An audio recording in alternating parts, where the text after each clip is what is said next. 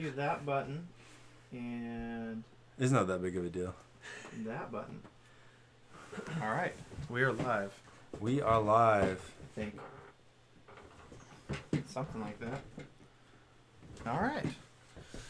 Napa and Jordan Peterson podcast number 5, Rule 10. Here we go. Garrett's not with us tonight, so we're gonna try with Emile here, Hello. and Dallas is here. I'm here. Yeah. I'm bringing backup. What about Casey, or I guess was anybody else going to be joining regularly, or Whoever wants to. Oh, okay. So yeah, I don't think Casey could make it tonight. So it's just us. Okay. And Rule 10 is be precise in your speech. Got your whiteboard. Yes. Your notes. My notepad here. I tend to think on paper, so.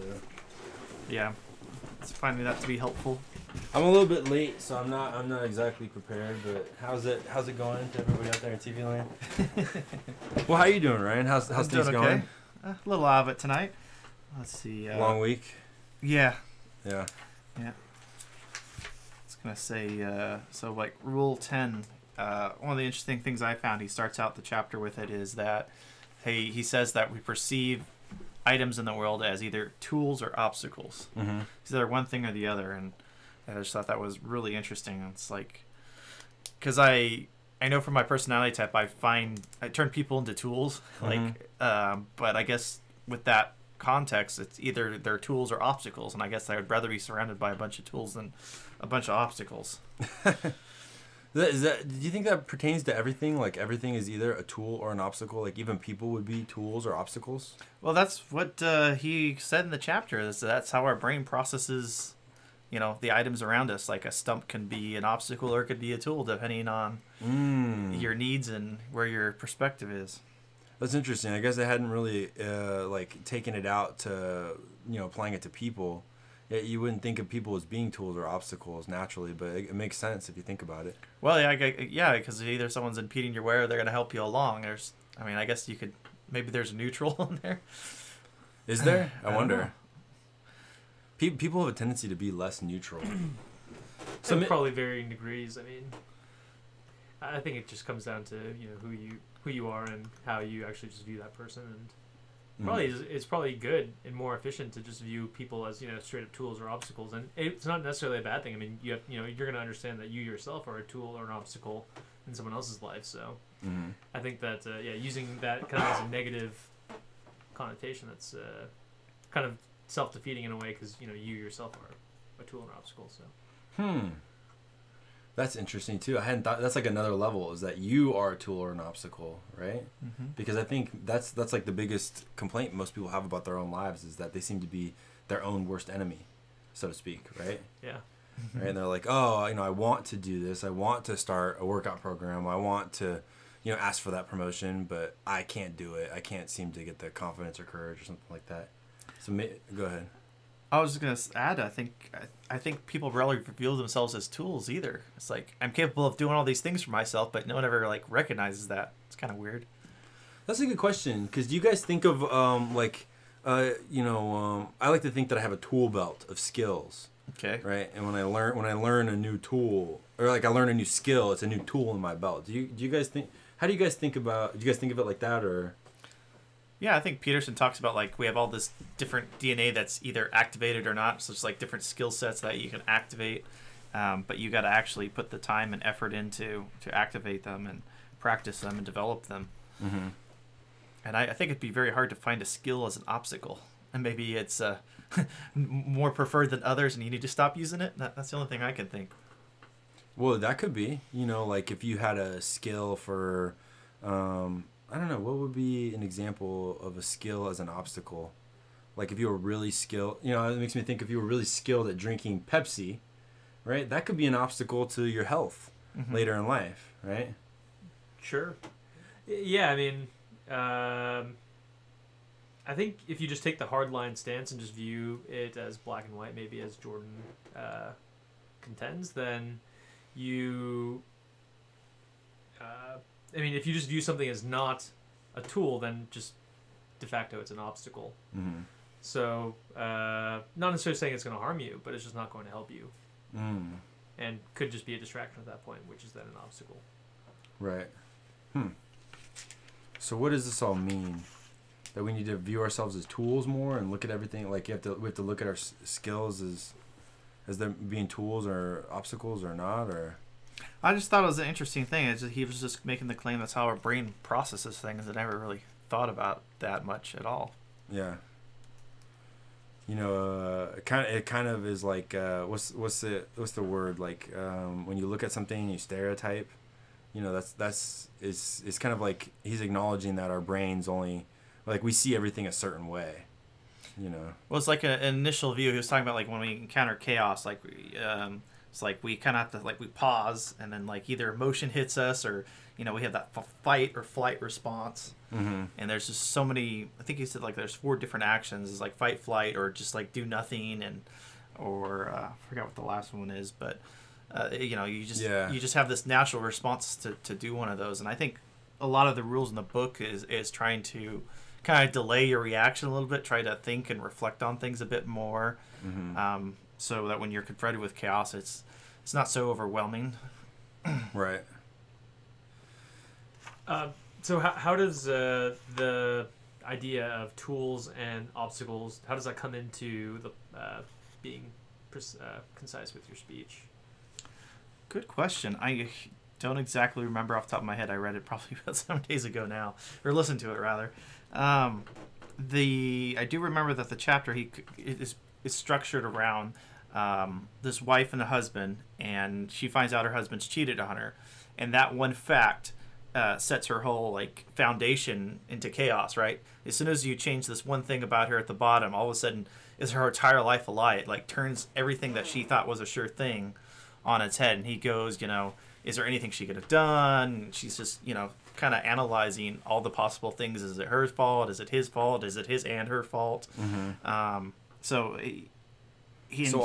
go ahead. And his point with that, and how he ties that back to being precise, is you know, there's nothing in a marriage that's not worth talking about. Like, everything, as soon as you, like, encounter a problem, like, you should address it, and you have to be precise about it. Otherwise, you're not going to address it. Like, you need to, like, kind of stop and think and figure out what is it was really bothering you, and so you can be as precise about it as possible. Because if you're just, like, passive aggressive and just throw something that she did months ago at her, you know, it's not going to really address the issue. Right. And it's just going to make things worse. So is it like, you know, kind of like a tool becomes an obstacle? Maybe like her marriage was a tool, and then it became an obstacle, and it switched. That's possible. And when that happens, is it something like that? Maybe, I don't know. Yeah, that's probably a pretty good guess. Better than I can think of anything. Yeah. You know, the trouble I had with this chapter was it seemed like it was saying more than just being precise in your speech. It was like about taking care with what you say, more than just like trying to be more precise with exactly what you say. Because like what you're saying is that, or you know, maybe with the example of the wife, you know, or having conversations, like maybe you could be more precise with how you're feeling and what you're thinking, but that might actually, you know, be wrong, because you might hurt your wife's feelings. Like there's a time, like, pick your battles is what they say. Yeah, there's a little bit of that, I'm sure. And the other thing we're talking about in the group this week was like, well, do you be precise about the events like 3:31 p.m. and 32 seconds? You know, does that have any value? Yeah. Like, there's obviously some type of strategy behind what you need to be precise in, and he doesn't really, I think, touch on that very much. But you kind of need like some experience, or like I said, some strategy, picker, you know, where you need to put that precision. But you know, I don't think. I mean, I think that also sets enough for a limit. Like, you can be over precise, like too much information. Mm-hmm. But I think most of the chapters, like, you at least got to aim to be precise. Like, try to leave the vagaries aside, and really try to get as specific as you can be at the moment. He talks about, you know, the like communists and the National Socialists, like Nazis, how people would just go along and not name the problems, Mm-hmm. and so he would tie it back to those extreme ideologies, where people would just, kind of hand wave and not really get into the specifics of problems because they didn't want to cause any trouble, but that just accelerated their path into hell faster. So he's kind of talking about like through precision of speech, you won't sweep problems under the rug. You'll bring them up, so that they don't become, like a communist revolution. Well, yeah, it makes it harder. If everyone's going along to get along, then it's very easy to take control and overpower. Right. But if you have people say no, that's the emperor has no clothes, then it's much harder to control those people. Yeah. The other hard part for me with this rule was rule 9 is assume the person you're listening to knows something you don't. Mm-hmm. And then rule 10 is be precise in your speech, right? And it's like that's an interesting dichotomy because one is listen and one is talk. Mm-hmm. It's like how do you balance those two? Well, I think if it's your turn to talk, you gotta. He's trying to say, you gotta seek as much truth as possible. Like, you have to pursue that precision and seek it out and look for it. And you compile that with the earlier rules where it's like, to always tell the truth. You compile it with that, and I think it's just trying to aim. And it's tough to aim because that sets you up for failure. Sometimes you'll miss where you're going, and you have to find the rules for failure. And I don't remember if it was this chapter or the last chapter he talks about that. Mm-hmm. I really struggle with that, with knowing how much to listen, before I start speaking. I always listen too much. And so I don't, I find it hard to be precise in my speech, or know precisely what to say. So. Yeah, it's definitely hard to balance those two. Like last week we did that experiment where we're trying to listen more and not give advice, but it's hard to just do 100% listening. Does that progress the conversation? There's definitely points where people get stuck, and you need to make them think outside the box or think of a different area, or pull something forward. Right. If you don't have that, you don't have like the two each other's perceptions sharpening them against each other. Mm-hmm. Yeah, I think you need to talk and to listen. Yeah, it's both. That's kind of the goal, huh? Is each person sharpening against each other. Mm-hmm. It's an interesting way of looking at it, because it's like you I guess you want to wait until you can say the thing that's going to produce the optimal result when it comes to that, But maybe that's the hard part for me, is it seems like so often, the other person doesn't necessarily want to be sharpened. That's true. It's like, don't throw pearls before swine. Mm-hmm. He says that a lot, and I think that goes back to your strategy thing. It's like, when do you listen? Like, really listen. And I think the previous chapter he talked a lot about the conversations where people are jockeying for status versus the conversations where you kind of create a safe place where you're not really bringing status into it at all. You're really listening. You really want to hear what the other person is. You want to really help the other person almost. And I think those type of conversations where it feels safe and you feel like you're ready to open up and talk more. Completely lost my train of thought. I don't mean to derail it, but I'm kind of interested in just the rule itself, and pardon me that it's been a while since I read the book, so I don't know all the rules verbatim, but neither do I. I've listened to like him speak on just like other occasions on like other podcasts, and he's always more. I always kind of peg Jordan Peterson as more of a person who advocates more for action rather than words. So it's kind of interesting that he's I don't know the rule, and as I was reading it, I kind of had a similar thought that be precise what you say, but I'm surprised that he just didn't say be precise in what you do, because one example I could think of that he often brought up was wanting to save the world, and like people want to. It's rule 1, right? Clean your room. Right, I think so. It's like it's in the middle. Rule Sure. 1 is My bad. stand up straight with the shoulder back. That's right. Stand straight with the the shoulder lobster back. rule. Clean your room is like the most popular one. Sure, thank you. Yeah, the most popular one. Yeah. Number 1 in descending order of popularity. And so, he would kind of rail on people that would focus on, saying things, but then not their actions not really following through. So, it just an interesting little thing that I thought up of this rules pertains really to words, but I don't know. I think that it would be interesting to kind of ask him about, if you were to think about be precise in what you do, kind of what he would think about that. How would you be precise in what you do? It's really interesting.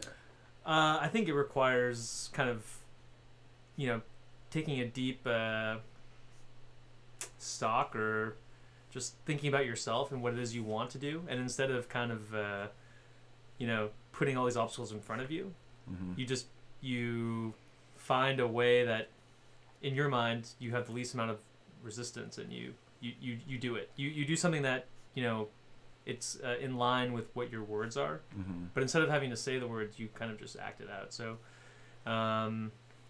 maybe, for example, if you believed in protecting the environment, and you were I don't know, work for a coal industry. I'm not saying that the coal industry is dirty or anything, but that's just the perceived public opinion. I don't know. That's not really congruent with what you do as your day job. Isn't really congruent with what your beliefs are. And maybe you could. It would be hard to do because maybe it's a really well-paying job, but be precise in what you do. You really should just quit your job and try and find something that pertains to saving the environment, or starting something for yourself, or finding a solution for yourself. I think that might enable the greatest possible results for everyone. That's really interesting because Casey, have you been around when I can't remember which rule it is, but there's some rule we come up along where he goes, I can't just quit my job though. Is that this one? Is that this rule? I wonder. But there's another member in the group who will, he'll think, he'll think kind of like what you just said. He'll be like, this is, I don't know what he says, but he's like, I don't want to speak for him. But basically it's like, I should be doing this, but I am doing this, but what can I do? Or maybe he actually speaks more globally in terms of people because if someone's a garbage man, they can't just quit their job and go be an artist. But you're saying maybe they should try to do something more in line with that. Yeah. I mean, it might be even just, as a side hobby. I mean, it's difficult when you have that layer of you need to live. Right. And you need, there's some baseline level for buying food, shelter, water. And so, I don't know. And it's hard to do. I mean, I'm not saying people should quit their jobs, but I mean, there might be a way where, if you thought about it, you could get to what it is that you truly want to do, and then kind of acting in that way. Right. And I think that touches on the chapter a little bit because, I think there's a good discussion about aiming. So if you want your perfect job, you got to really aim for that, but you got to know what it is and think. So you got to be precise about what you want. So that's a part of it. And you were talking about acting versus speaking. And I think Peterson's before has talked about like talking is a form of thinking. And I think it's just a precursor to action. I think that, you really got to think and aim before you, take those actions. So I think, I'm assuming that Peterson thinks that if you organize your thoughts, your actions will follow. And then that's how it's connected. The hierarchy. Well, it's like he doesn't need to directly say actions, maybe, because if your thoughts are organized and your aims are set, then your actions are likely to follow. You don't really need to maybe worry too much about your actions, but I haven't really gone over the list of rules. I mean, there might be a couple there about actions. That's a really interesting question, because that's what we all seek, is sort of maximum effectiveness or efficiency. We want to be successful in what we endeavor, right? And so many people struggle with, is it my self-talk or my thoughts that's the problem, or is it my actions, like what I'm doing, my skills, that is the problem? I think that's a major dichotomy with people. And so then I wonder if you were to try to organize it, because some people say smile and you feel happy, but that would be being precise in what you do. But then some people would say, I don't know, I guess you have to think the thoughts that make you happy, and then you'll smile. Yeah, right? It's like positive thinking, I guess, in a way. Yeah. I think. I mean, I don't know. Does that hold water? You kind of lost me Well, you're saying be precise in what you do, and I'm thinking about juxtaposing it against being precise in what you say, right? And I'm thinking that's kind of a challenge to Peterson. It's like, Peterson, did you think about this? No, yeah, for sure. Yeah, I mean, no, and I accept, but I think it's a good question because it's like, okay, well, you know, here we have a chicken and here we have an egg, you know, so it's like which does come first, you know? Yeah, because you can definitely act without thinking, right? for sure. That's true. That's a good point. Is thinking synonymous with speech too? I think he tries to make an argument for that it's a form of thinking, like, because when we have a conversation, like, to actually think in our head, we actually have to model two complete different entities that have differing opinions, and you carry the conversation in your head, right? It's hard to actually critically think like that. But if I talk to you, you can hold one point in your head, and I can hold the other guy in my head, and we've split the work. So we each have our own points of views of our little models that we're modeling, and we can exchange and primarily favor a guy, so to speak. Right. And I think that makes it a little easier to, like, think something through or get to the bottom of something. Just being able to bounce it off someone else, like, you know, can introduce a third viewpoint or more. Maybe that'd be a good. That's interesting when you put it that way. It makes me think that might be a good way to practice the rule of being precise. Would be if we each put a different viewpoint in our heads and then tried to be. Like, I wonder how we could do that. I wonder how we could each adopt a belief, or at least express a belief that we have adopted or that we believe. We were talking about you know, doing a job like a garbage man wants to be an artist, right? And he might want to do that because he favors the environment. I was thinking about it. So there's maybe a counterpoint or devil's advocate to that. Is like, I wonder, like, if I could see how society would end up in a place where, like, you want to know someone's belief before you hire them for, like, a professional service. So, like, maybe for your doctor, you want to know if he's left or right leaning before you go to see him. I could see that. I mean, maybe he's following his dreams, and, you know, he wants to be a right-wing doctor, whatever that means, or just identify as who he wants to identify and put it out there in the public. But that would really, like, split his customer base, right? That would put maybe his left-leaning patients off. So it's interesting about, like, the values and stuff. Like, you want to pursue environmentalism, but how public and open do you want to be about that? I don't know. I just thought maybe that could be an area for debate, if that's even contentious at all.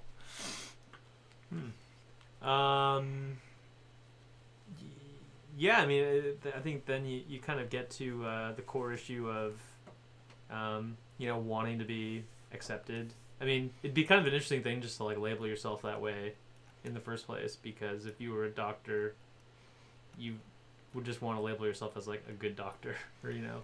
If that's what you wanted to do, I guess, right? Yeah.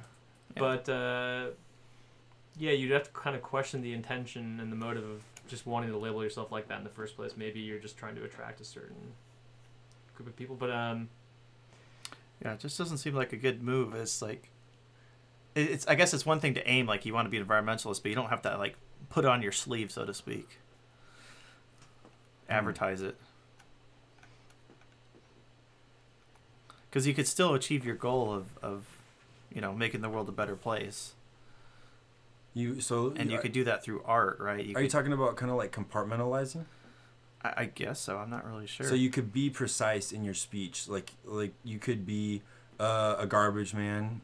I guess we're assuming garbage men are anti-environment somehow, and then you could be a garbage man that's anti-environment, but you could believe you're pro-environment in that you know, on the weekends you do make art that's in favor of Mother Earth or something like that, right? Yeah, maybe the art enables you to do a better job of being a custodian for the environment.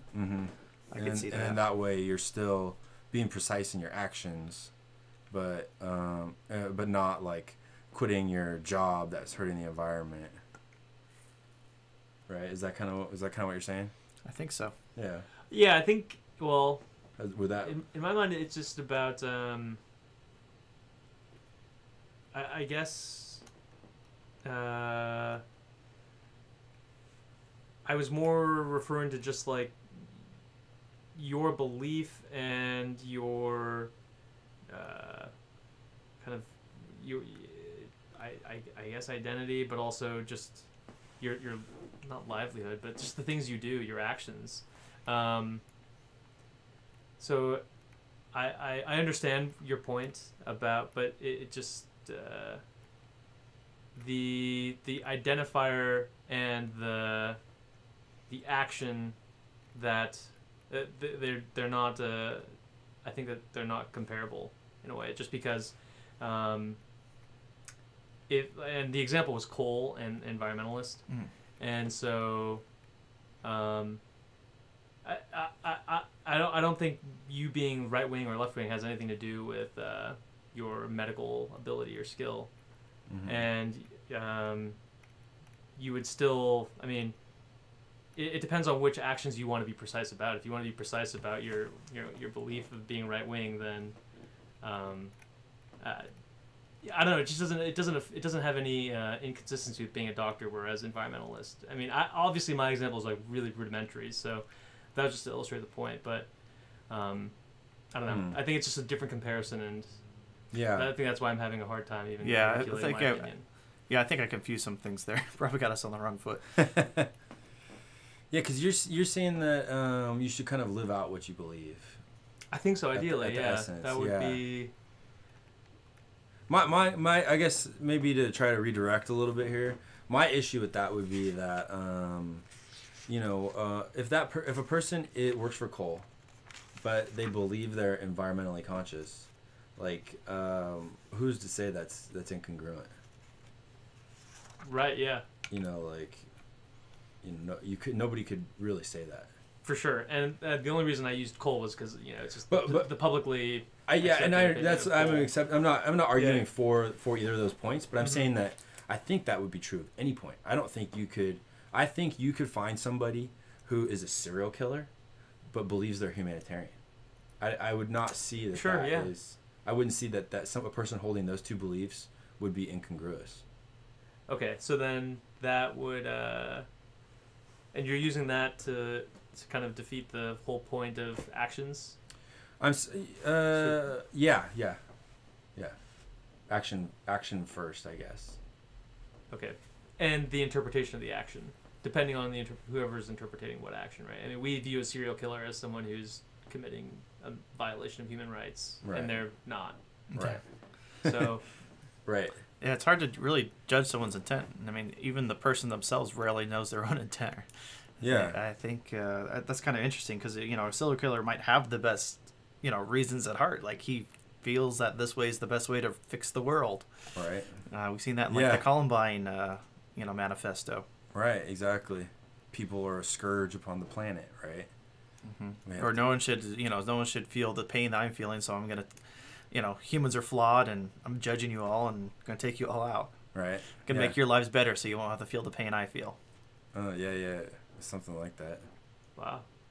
Yeah, I mean, it just, it violates some, I mean, at that point you kind of have to get more meta and then define, like, what, like, more morality and, is it like the will of the people that, who views what as what? Mm-hmm. So, anyways, it's interesting, but yeah, it would require a lot of because deep thinking. There's definitely like moral conundrums where it's like self-defense. You can still murder if it's self-defense. It's okay in society. Right. So it's not like not all the rules are hard. There's definitely weird cases like that where you said it's all about morality. But why did we bring up the social path example? I forget. It was just like talking about actions versus words. Right.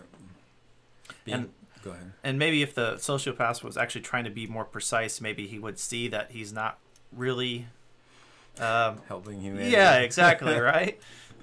Maybe if he was seeking more precision, that would be different. And did we have someone on the other opposite? I guess not. We didn't have a counter to this sociopath. Just someone that wanted to make the world a better place. Yeah. And as long as they're seeking truth and trying to find precision, hopefully they won't turn in and won't kill a bunch of people.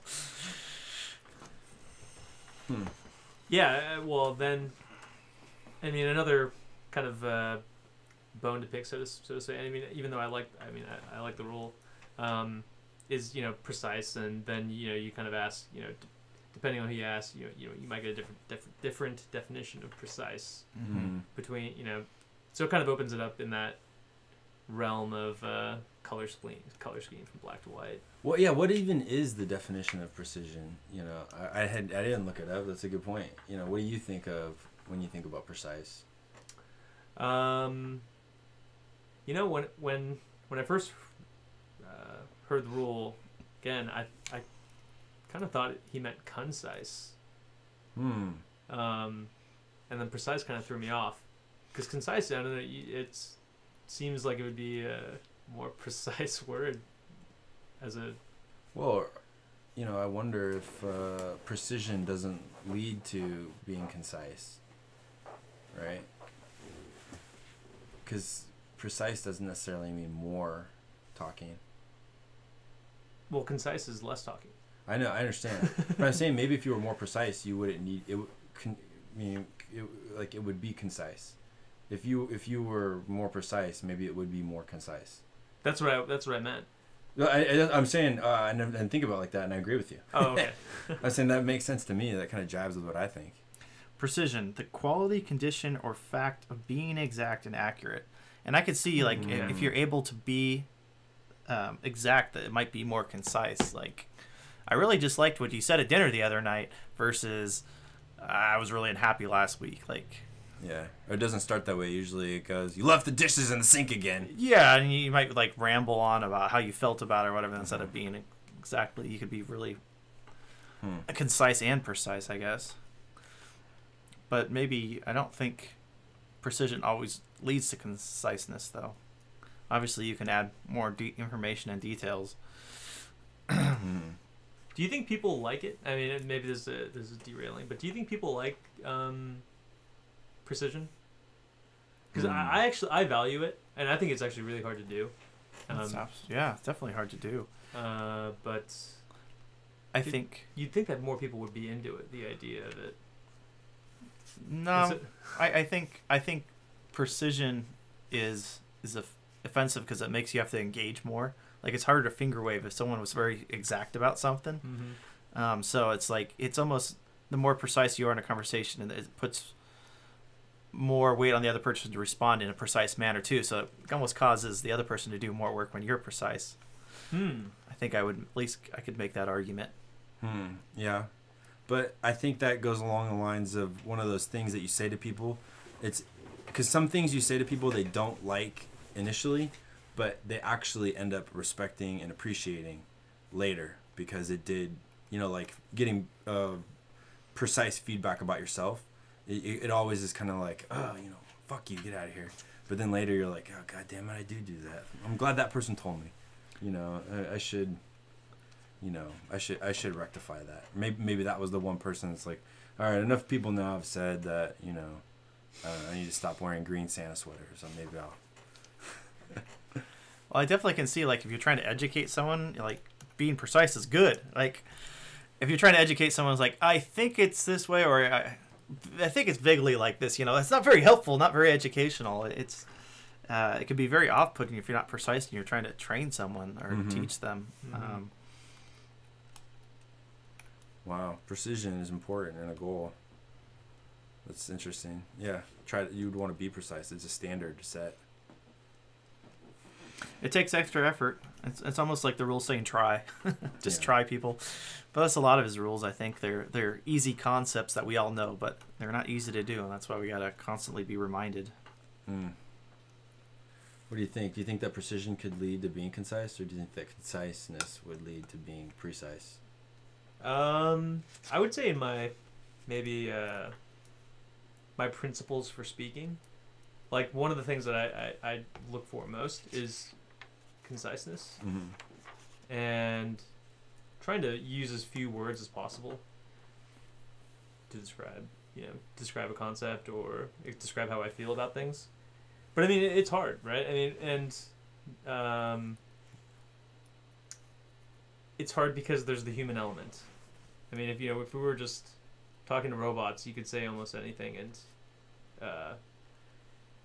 but why do we feel the need to take someone's emotion into account? How they're going to receive that data or that information? Yeah, I mean, it could actually make someone perform better. It could make someone perform worse. So, but yeah, it's just it's a I mean, the more I think about this rule, it's just like kind of gets harder and harder to, just for those reasons alone. Well, to digest, harder and harder to what? Harder and harder to articulate and trying to figure out a way to practice that. Because it's not something you could just blanket rule for everyone. I mean, you could, and it probably actually in the end is better. So you kind of have to fight human instinct, right? I mean, because, this could go on a long tangent, but human instinct, I believe, we want to be accepted by some number of people. And you want to be able to say something that will get you accepted by that number. And you have to, I mean, for some people, that number varies. So it's, trying to find that number that is meaningful for you. And then whatever you say that won't offend or, that's not the right word, but offend or kind of put that person or have that person cast you in a negative light such that you can't rely on them for help or if you need them, right? And I guess maybe that's why it comes down to the obstacles and tools.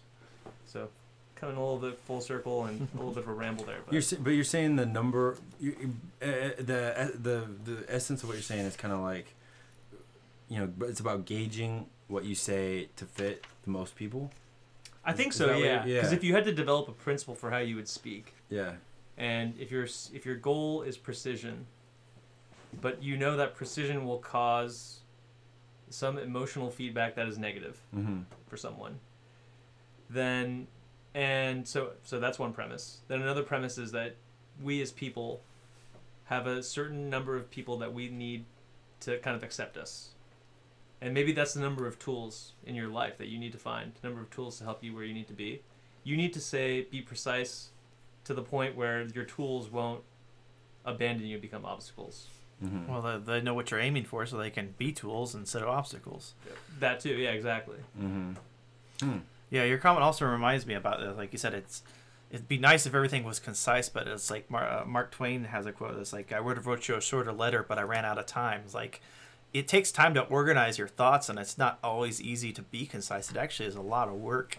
And maybe, the whole precision thing is about, trying to organize your thoughts and be precise in your thoughts and your thinking so that it is organized and somewhat edited.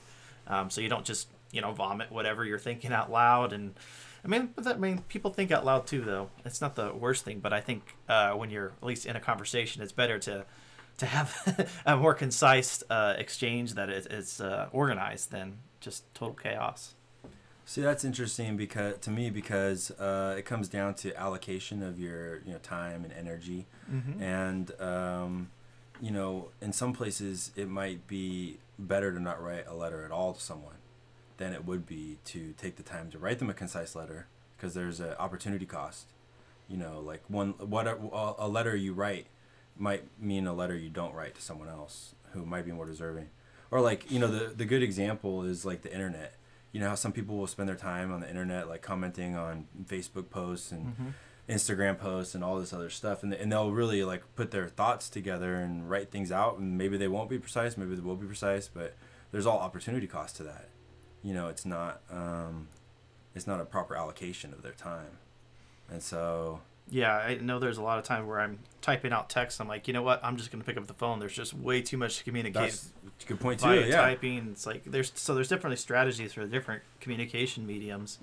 But like you said about opportunity costs, it's like, what do you do with your time? That's a huge question. So to me, that's another example of how principles like this are fall on the individual, because you have to allocate your time properly. Something like that. I don't know.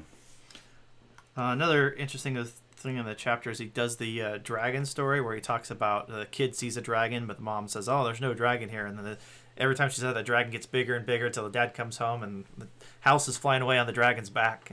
Right. And then as soon as the dad acknowledges it, he starts drinking. And he's used that in his Maps of Meaning lectures. But this is the chapter where it comes up in 12 Rules. I thought that was a pretty good, story or metaphor. it's the whole thing is he's hoping is that precision kills that dragon. Like by being able to point to the dragon, it'll shrink until the problem goes away. So being precise in your problems and your aims is going to be helpful. That's an interesting thing too. Coming back to the defining precise, is that it's like I find that really smart people will give you a term like precise, but then they'll give you a bunch of like Jordan Peterson has given us an entire chapter about what he thinks precision means. And so there is on one hand defining precise, but then there's also like maybe he's redefining precise or coming up with multiple definitions of what precision means to him. And that's... It'd be interesting to go back to the chapter because I'm not sure how much he actually addresses the definition of precise. I think he is trying to show the benefits of being precise, but I think it would definitely take some higher level analysis to figure out from those examples what he means from about what precise is. Yeah. Just think about it quickly. Like I said, I think it all goes back to aims. So in the example of the dragon, the little boy was not precise in describing the problem to his mother, or what? No, the boy said there was a dragon. The mother was ignoring the dragon, and then when the dad acknowledged the dragon, then it shrunk. Okay. So how does that have to do with precision? Right? There's kind of a disconnect there. Sure. Well, I think the dragon represents a problem, and the boy, like everybody could see the problem except for the mom. And I think so she wasn't being precise. It's exactly. The ignoring the problem was being the imprecise. Got it.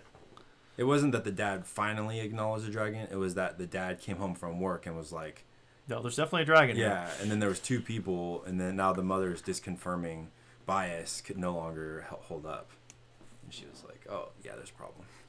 So then the father also has to take responsibility for it in that story. Yeah, you need other people, I guess, to be precise with you. Like you gotta to tackle a problem. Like you all have to agree with precision. Yeah. Before the problem's gonna start being addressed.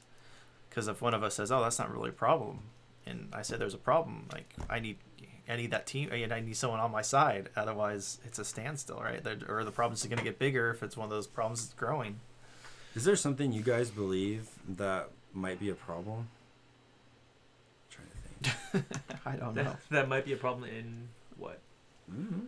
In anything? Dragons? Yeah, in anything. I just thought of that. I was just a question off what he said. Another interesting is dragons always have gold. There's always a reward for slaying the dragon or defeating the dragon. I thought that was yeah. Here's another question, and it goes with that. Is that they say that how's this go? It's a young quote. Carl Jung. He says that which you need most is in the place you least want to look, or something like that, right? And so, what's the place? Okay, but you have to think from a different perspective. You have to think if you were someone who like was talking to you, right? Like you would ask yourself like, what's in the place that I least want to look? Well, I mean, I guess if you don't want to look there, you're kind of ignoring the problem, right? You want to. Yeah. It's hard to see, huh? Yeah. Well, then you're being imprecise about it, right? How so? Well, we talked about the mom. The mom is being imprecise by ignoring the dragon, right? So if I have, like I said, an obstacle to my success and I'm ignoring it, I'm being imprecise about it. I'm talking about the problems to the left of it. I'm talking about the problems to the right of it. But I'm not talking about the problem itself. I'm being imprecise. But that's what's interesting to me is because I don't think you are being imprecise about it because you can't see it, right? And I think that's also why there's such like the human drive to working in groups because other people can see it. Yeah, you almost gotta kind of be introspective and like spend some time to think about that. And I think that's seeking the precision out. Is like you gotta reflect on it to really know what your problems are, because you're talking about the left problem and the right problem, and there's one between it you didn't even see. It's like you got to think your way there, or at least talk to other people about it, think out loud, or sharpen your perception until it becomes visible to you. Exercise your ability to see till you have that, you can see it. Well, that's what I'm saying. Yeah, so it was like, but how could you be imprecise about not seeing a blind spot? Like, it's a blind spot. But that's what I was thinking is like, I wonder if we couldn't uncover. I think I have an idea, and that would be that you have to view your so precision, right? I think I have an idea, but so like your compass for precision is your goal. So if you say that you have a blind spot, I would say that it's because you need to think about your goal more, and that blind spot will become more apparent. Yeah. So that when you're dealing with other people, and you have to get something, you have to achieve your goal. Mm-hmm. You need to be precise relative to whatever it is that will get you to your goal, whatever it is that you are striving for, aiming for. Yeah, I think it's incredibly hard for someone to like find their own blind spot. I think blind spot, by definition, the problem itself requires someone that can see something you can't. So I was like, it's easier to find someone that's really good at seeing than trying to find your own blind spot, so to speak. Like, that's not what I'm hearing him say at all, though. I'm hearing the opposite. Yeah, I think it was a different point. Unless he was trying to tack onto it. Well, I don't know, because to me it seems like that flies in contradiction to what you just said. Well, how can you make what you say? Summarize what he said and summarize what I said and how they go. So I feel like you're saying that like if you can't perceive a blind spot in yourself, you need to focus on your goal more, and then a blind spot will sort of reveal itself. Well, we've called it a blind spot, but actually we were referring to it as a problem before. Right. Mm-hmm. Right, like a dragon. So it's a problem. Well, I think we were implying there's a problem in the blind spot. Yeah, it's hard because the example itself comes with, it's a disappearing, or it's a figure that's actually can't be seen. So it's too imprecise. Yeah, there's literally something blind going on in the example itself. Yeah. But let's just call it a dragon then. What do you think? I was fine with blind spot or problem, either one. Sure, yeah. Blind spot or whatever. problem. But like if you're precise about your goal, Mm-hmm. and then you define your goal to someone else, they may be able to see the problem because of just because of the way that they understand your goal. Mm-hmm. So maybe they can see the problem, but if they can see the problem or a problem, maybe it's not the problem, but then that means that there was something about the way that you've defined your goal that you didn't understand, but someone else did, Mm-hmm. which is why they can see it. Right. Yeah, I think what we were both saying was congruent. I think you were just talking about finding that blind spot yourself versus, and then talking to others will help you. I think we're saying the same thing. Okay, then yeah. Yeah. I think I thought you were saying more like you have to talk to others to see the problem. Well, I think I was just saying it's extremely easier to find someone that, well, to have someone that already knows about that spot in particular, let's say, or those whatever, someone that has extensive experience is gonna be able to hopefully see it quicker.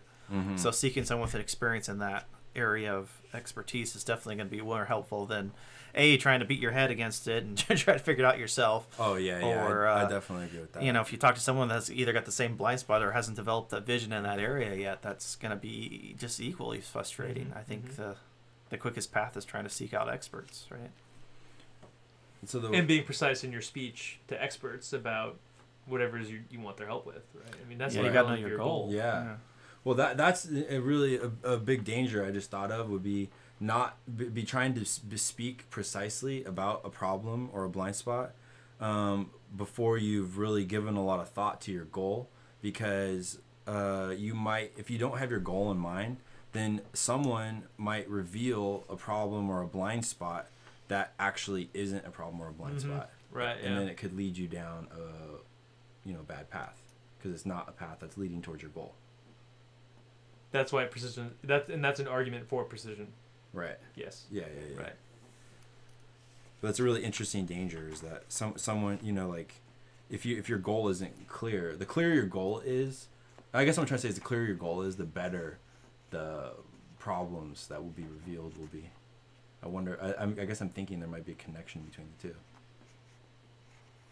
I don't know if I'm articulating this at all, but no, I agree, and I think that I think your goal can be more clearly defined, and the precision of your speech. If we're trying to, trying to tie back into the rule, just like, whenever you speak about your goal, you're kind of it's like a sales pitch in a way. You're kind of refining it every time, and you have different ideas. It's not, whatever you say, if your goal is 5 months ago to now, it probably has changed in some way. You probably refined it in a way just by speaking about it and thinking about it. So, I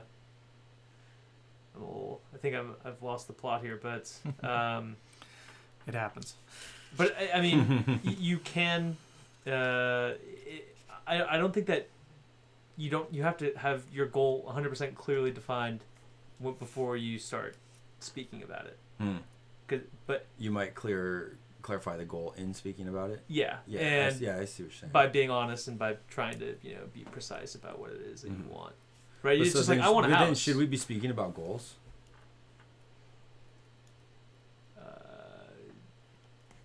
I think so. You think so? Yeah, I mean, I think so. If That's what if we're aiming at seems to something, follow, and if we all want something, why not, tell each other our aims so we can see how we could be tools and not be obstacles. Right. That's probably why you guys want to implement the talking about goals and accountability in the meeting, because it jibes exactly with all this, right? No, it could be very helpful. Yeah, especially you make a public declaration. Other people can ask you about it. How's that going? And you're like, oh, I forgot about that. I better get back to that. Right? Yeah. How do you begin a conversation about goals? That's a tough one. Well, I think you just ask. Like, hey, what are your goals? Have you figured them out? Do you know? Yeah, I'd love to have a business of my own. Time frame, not defined.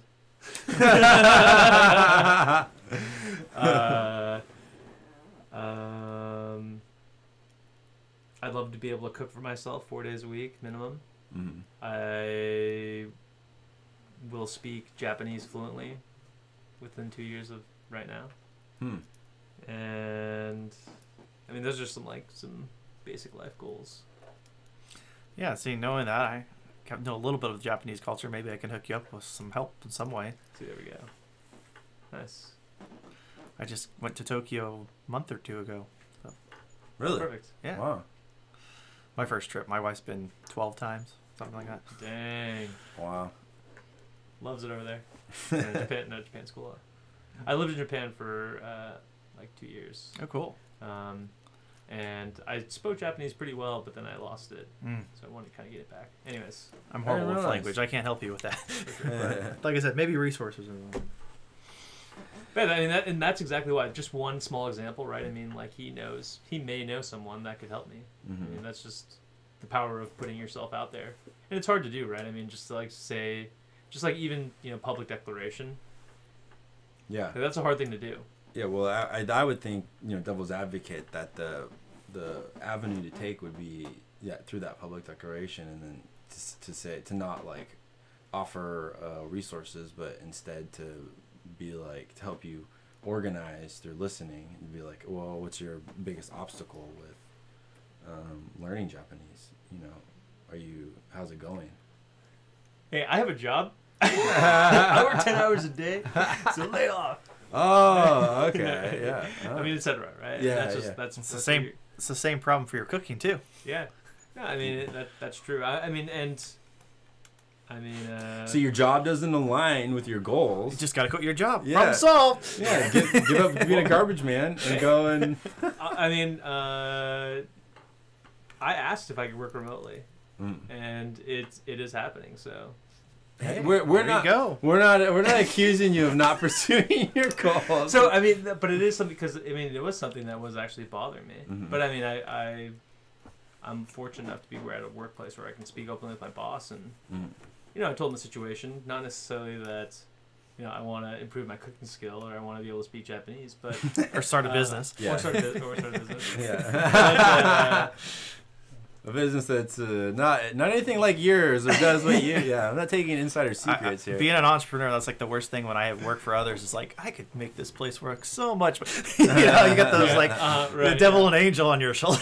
Right. I have a problem with that, so I can. But I really can't, Thomas.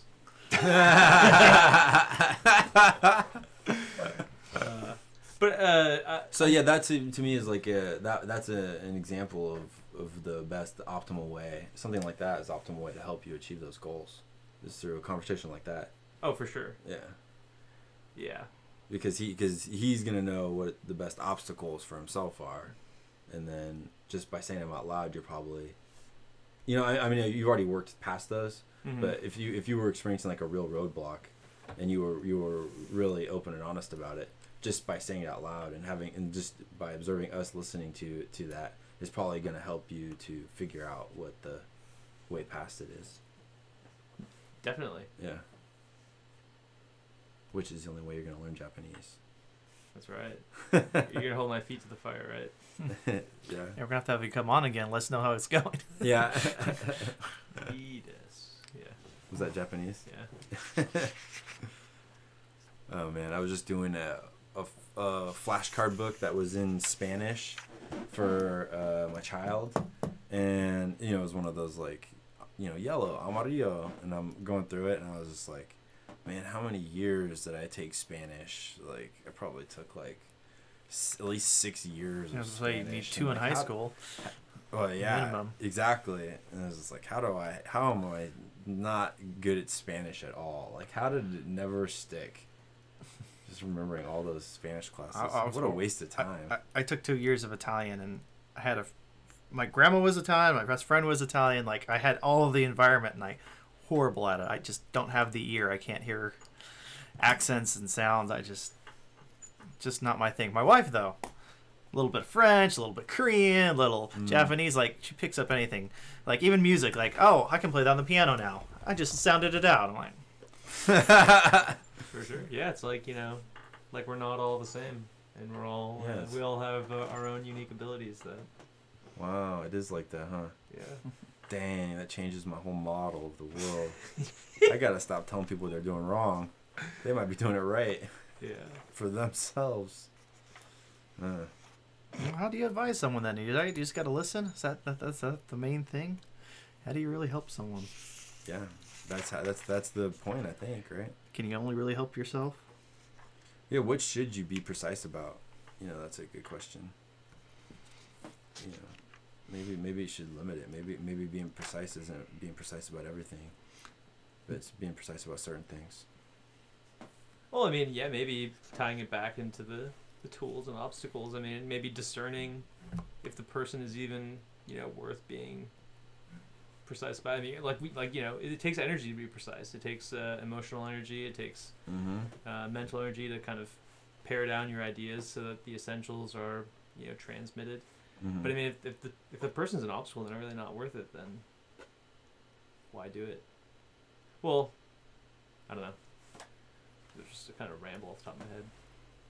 That's that could be tough, because if you're seeing people as obstacles, then you have to think about what do you do with an obstacle person, right? And if you decide that you're not gonna spend your time with an obstacle person. Actually, you could be precise about that. You can just be like, hey man, you're an obstacle in my life, and you need to move on. Like, could you imagine if somebody said that to you? You're like, hey, you're an obstacle, dude. Like, I think there are successful people that have done that. Oh yeah, I think that's actually probably a pretty good thing to do. It's like fight or flight. You can ignore it, or you can actually fight it. Go direct on. Hey man, let's have this conversation now. Let's hash it out.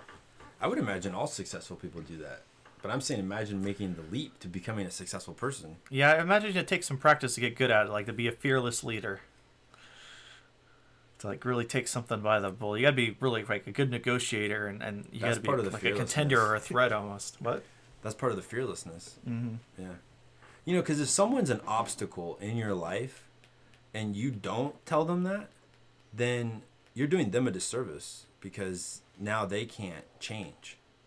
And that relationship it's going to be painful for both of you. Yeah. Hey, good luck with that. They can't change and move on.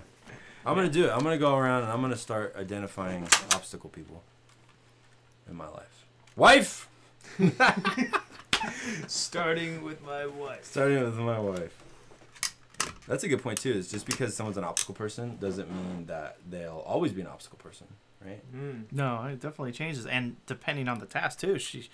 I mean, she could be like Whoa, let's not. tool obstacle.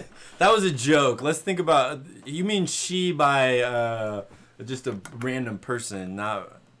Well, my point was is like a person can. I don't want to get could be an obstacle and a tool maybe at the same time, but you only ever look at them one way or other depending on the context. So they're actually like Schrader, they're like both in two states at once.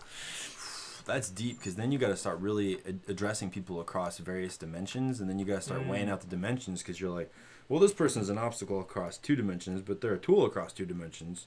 You know, but these dimensions weigh heavier than these dimensions, and so should I keep them? Do you think that's a thing? You look at your aim and see if that person is an obstacle to that aim, and in that context of the aim, it might be something you have to address head on, or ignore, or try to find a different path around. I guess that's kind of like run, right? Fight or flight. Yeah. How do you guys aim? That's something that I have a lot of trouble with. Well, you got to be precise first, right? I don't know. Maybe. Well, I think the aim would come. Think. Well, yeah, actually. So, I don't know about you guys, but this is just my own life experience. But, you know, when you're growing up, maybe you kind of think you can do it all in a way. Just like, you know, maybe you played soccer, maybe you played basketball. Teenager, especially. Right, yeah. You just, you kind of have a lot of options in front of you. Yeah, and so, yeah. But then, I don't know, not reality, but just the way the world works kind of sets in. It's like, well, actually, I'm more in tune with this. And Dunning-Kruger effect, where you know just enough about it, you think you can learn it, and then you really get into it, and you realize I know nothing about it. Like the world's greatest physicists say, we know nothing about physics. Oh, yeah. But then, I mean, you kind of, well, I guess for me at least, my aim was like pretty big. Like, I would do this, I would do this. And then I was like, okay, well, I'm not going to do that. Well, I'm definitely not going to do that. So you're kind of, just like by living, you're kind of making being more precise in a way. Because for me at least, you're kind of ruling things out that are actually just like not going to happen. Right. Like, I'm not going to play in the NBA, so I can just rule that out. But you still have like one big aim? Well, aim's definitely changed over time, so I don't know what you mean by big, I guess. Well, I don't know. I'm saying, how do you aim? You know, like, how did you come up with start a business, learn to cook in Japanese? Like, those are aims, right? Well, how do you aim? Some of that probably has to do with his values and his past experiences, I would guess. I mean, what do you think? Yeah. Yeah, no, that's actually, you're nailing the head. I mean, it's just, you know, what do I value? Because, I mean, that's like a life question. It's like, how do you live? Nature, nurture. It's... I, for one, value freedom. Or just like the ability to do what I want when I want. And I want to, I mean, I want to work. I'm not saying like, I just want to like eat potato chips all day. But, I mean, I want to, like if someone wanted to have a 2-hour lunch, I don't want to feel the pressure of having to go back to the office after an hour. Like I just want to be able to, you know, have a 2-hour lunch or something. Right. So that's what kind of precipitated my want or an aim of having a business. Because in my mind, I would give myself that kind of flexibility. And it's not like, you know, I would give up the ability to eat like organic produce all the time. Not saying I do that or don't do that, but right. You know, like there are some sacrifices you have to make in terms of like what actually you could afford if you were to live like that, thinking, you know, you could take a 2-hour lunch instead of like, you know, making $50 an hour. Right. I don't know. So your values kind of give rise to exactly. Okay. Yeah, just as you said. Yeah. Yeah. Just as he said, just as the man precisely put. Yeah, he did. He understands me. Yeah. I was just checking the time. We're at the 1 hour mark, so we can wrap it up if you guys want, or we can discuss. It's up to you guys. I can go either way. If there's anything left to discuss. Are we just poking around? Or this is really interesting to me, but you know, I know it's kind of like way off in left field about, you know, how we aim and, you know, talking about goals and stuff, because I have a lot of trouble with that.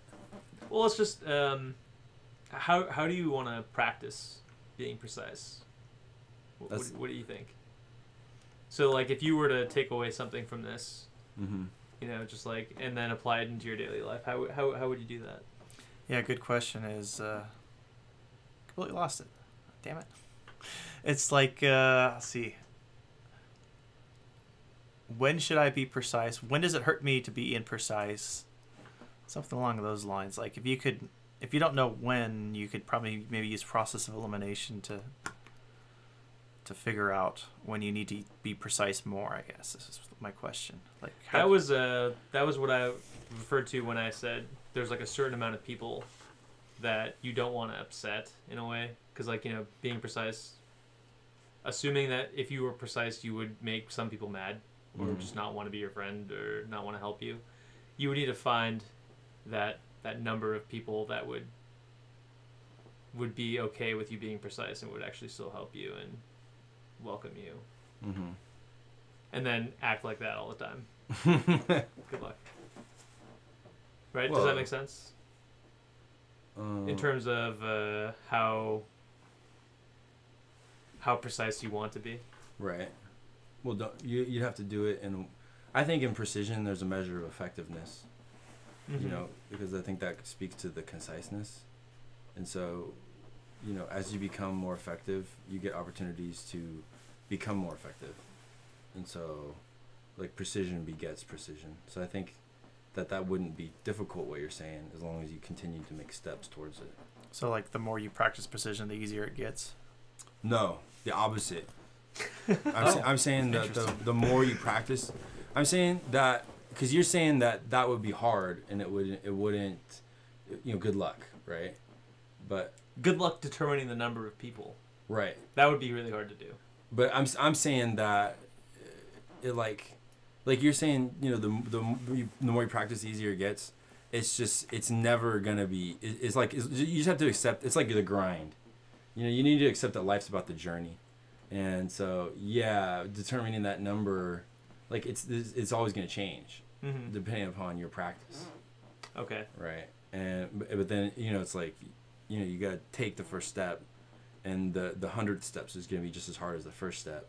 But as long as you accept that, you know, and then each step, and then you'll look back eventually and be like, whoa, the number was actually huge. It's huge now. It was small then. Right.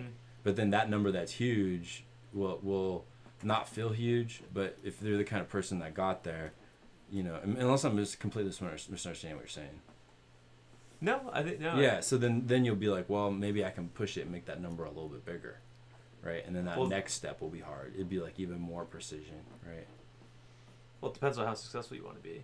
If you just want to, I mean, if you're talking about, if you define success as like some like amount of money you have, and you don't need a lot of money to survive, and you're relying on people that like you or are tools to kind of, you know, help you with your money production, then you could be a Scrooge if you don't really need a lot of money to survive, or you don't need a lot of people to help you. So you don't, I mean, I'm not saying that you need a large number of people like you in order for you to find success, because it's kind of defined on your own terms. I wonder if similar people have similar blind spots too. Yeah, probably. Yeah.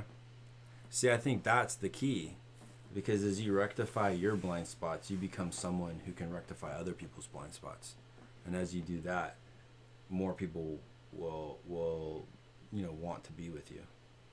You make yourself useful across more dimensions, the more blind spots you get rid of. The more tools and skills you have. Right.